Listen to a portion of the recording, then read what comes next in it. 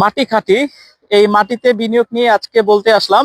আসসালামু আলাইকুম, আমি মোহাম্মদ নাইম হোসেন। প্রায়শই কিছু প্রশ্ন শুনে থাকি। প্রশ্নগুলি হচ্ছে, আমার কাছে কিছু সঞ্চিত অর্থ আছে, সেই সঞ্চিত অর্থ আমি কোথায় বিনিয়োগ করব, কোথায় বিনিয়োগ করলে আমার বিনিয়োগকৃত অর্থটি কোনো ঝুঁকিতে পড়বে না। হ্যাঁ, আপনার কাছে যদি সঞ্চিত অর্থের পরিমাণ খুবই যৎসামান্য হয়, সেটা কিন্তু বিনিয়োগ করতে পারেন। সেই বিনিয়োগটি আপনি মাটিতে করবেন, ডেফিনেটলি মাটিতে করবেন।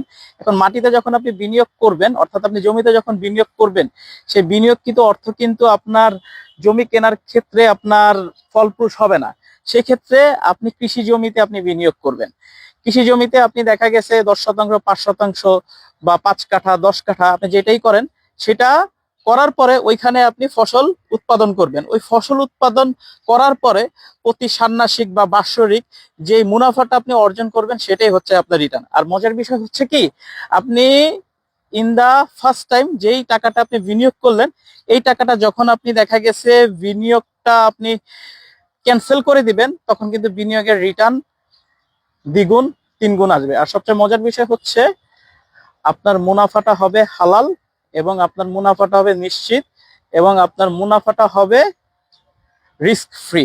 তো আপনার সঞ্চয়কৃত অর্থটি অবশ্যই জমিতে বিনিয়োগ হবে। সেই সঞ্চিত অর্থটি যদি যৎসামান্য হয়, সেই অর্থটি ডেফিনেটলি কৃষি জমিতে বিনিয়োগ হবে।